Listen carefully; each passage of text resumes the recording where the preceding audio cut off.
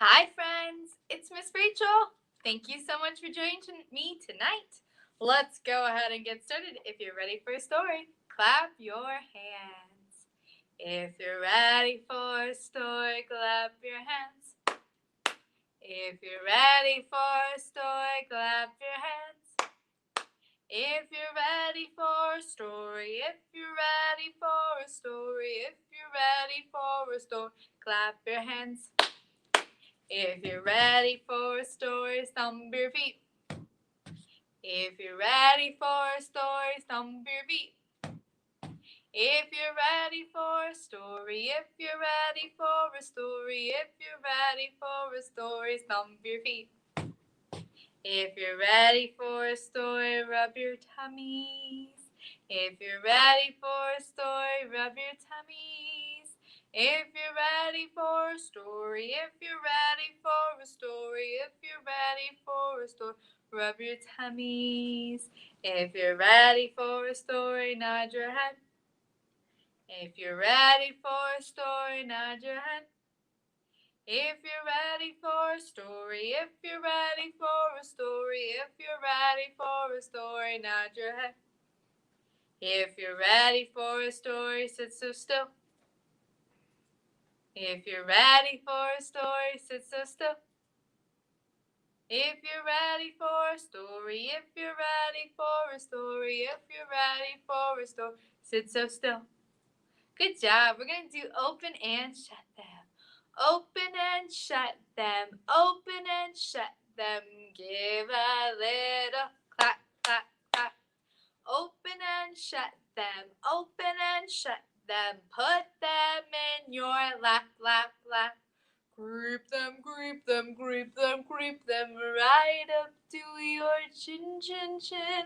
Open up your little mouth, but do not let them in. Good job! Alright, I have my rainbow tree tonight. And remember, when we shake those colors down, we're going to say, and down came the color. We have to name which color we shook. Let's count the colors that we have. We have 1, 2, 3, 4, 5. We have yellow, purple, red, orange, and blue. Way up high in the rainbow tree, 5 little colors smiled at me. I shook that tree as hard as I could, and down came the color blue. How many colors do we have left on our rainbow tree now? 4. 1, 2, 3, 4. Way up high in the rainbow tree, 4 little colors smiled at me. I shook that tree as hard as I could, and down came the color orange. All right, how many colors now? We have 3. 1, 2, 3. Way up high in the rainbow tree, 3 little colors smiled at me. I shook that tree as hard as I could, and down came the color red. How many colors are on our tree now? 2. 1, 2. Way up high in the rainbow tree, 2 little colors smiled at me. I shook that tree as hard as I could, and down came the color yellow. All right, how many colors now? 1. And what color do we have left? Purple. Way up high in the rainbow tree, 1 little color smiled at me. I shook that tree as hard as I could, and down came the color purple. Good job. All right, let's put our rainbow tree away so we can read our first book, which is about a book. Where are my books?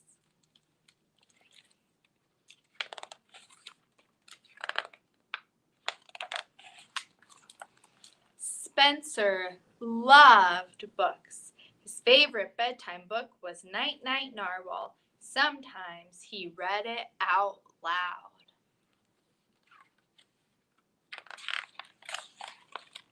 Every night, Spencer put the book back where it belonged. That way, he'd always be able to find it. Until one morning. Where's my book? Spencer looked everywhere, but it was no use. Night Night Narwhal was gone. That evening he chose Tedious Toad. It was okay. But Todd was a toad, and toads were amphibians, and amphibians books were supposed to be for right after lunch story time. When Spencer woke the next morning, Tedious Toad was gone. Every morning, another book was missing. Next, it was gone was Send in the Clownfish. Then Beluga vanished. Sea Monkey and Bob went missing, and then things were just getting out of hand. Spencer vowed to find out what was going on. His father did not know what had happened to Nighty Night Narwhal. Spencer's mother had no idea either, nor had she seen Tedious Toad, Send in the Clownfish, Beluga, or any of Spencer's others missing books. That left only one person. Where are my books? It was time for a new plan. That night, Spencer set up a trap with his copy of Space Frog Sam. The next morning, it was time for Spencer to get his books back. Where are my books? Spencer ran faster.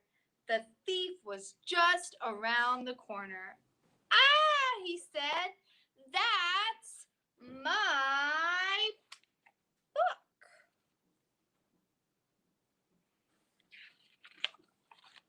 Spencer didn't know that squirrels like to read. It gave him a great idea. Spencer told the squirrels they could borrow his books. But here were the rules. Just like the library, they had to return the books they borrowed before they could borrow more. But they didn't need to leave anything behind.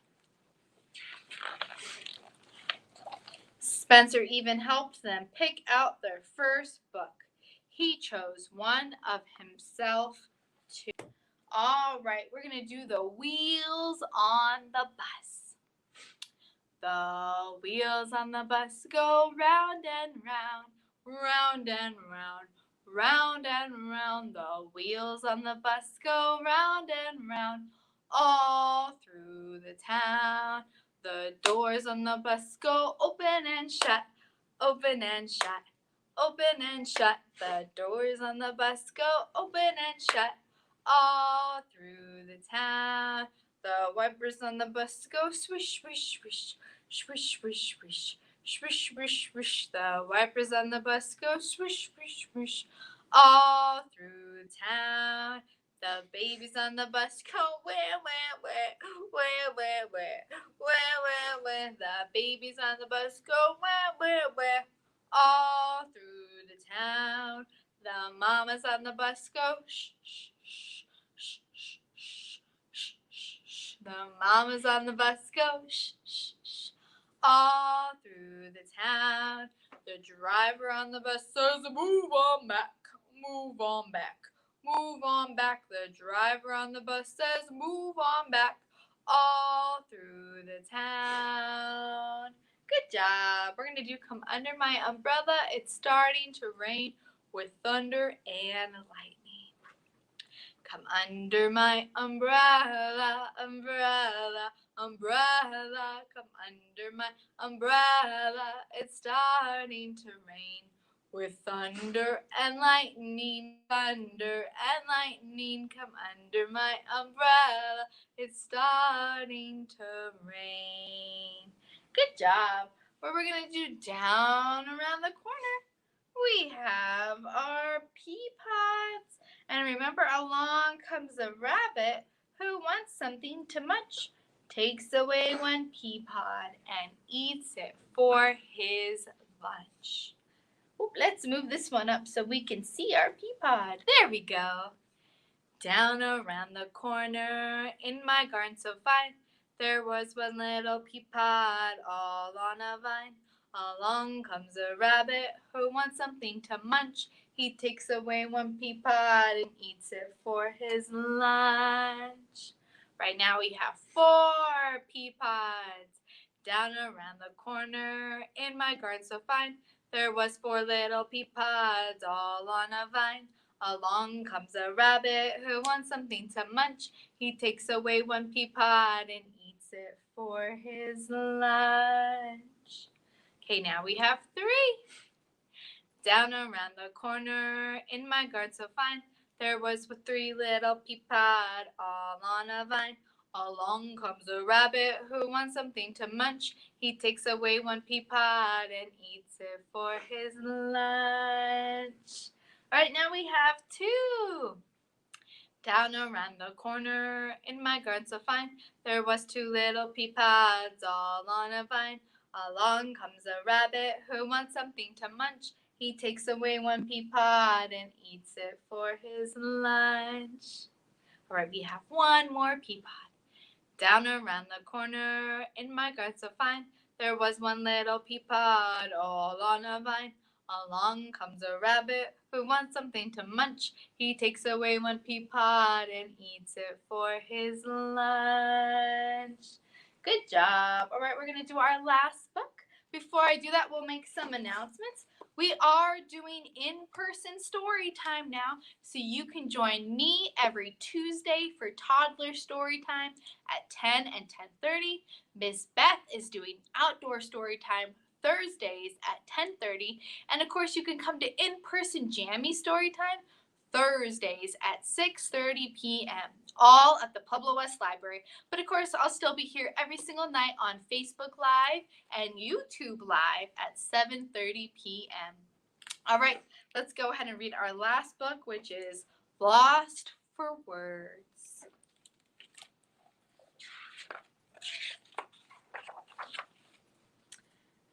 Tapar had some pencils and a nice notebook, but he didn't know what to write. He started on the page and tried to think of something, anything, but nothing popped into his head. It felt just like his page, empty. Tapar's friends wrote words easily about things that meant a lot. Giraffe was writing a poem about his favorite tree. He chewed its leaves and then he wrote, "You are tall and thin, my perfect tree. You reach so high, just like me. Your leaves so juicy and good to chew. Oh, precious tree, I do love you." Giraffe had a way with words. Hippo was in a muddy pool, writing an exciting story. Once upon a time, there lived a very handsome hippo, and one day, while dozing in the pool, he heard a bird cry for help. What a disaster! She was stuck in the mud. The very handsome hippo swam bravely to her rescue. "My hero!" chirped the bird. Thank goodness this handsome hippo was an excellent swimmer. The end. Hippo always knew how to begin a story and how it would end. He was oh so clever. Flamingo was composing a song about the sun. She hummed softly as she wrote, "When the sun shines brightly in the sky, I feel so happy I want to fly. I stretch my neck, I fluff my feathers. For me, sunshine is the best of weathers. But when the clouds come and then the rain, My long, long legs become cold again. Her song was perfect. It even brought tears to Tapir's eyes.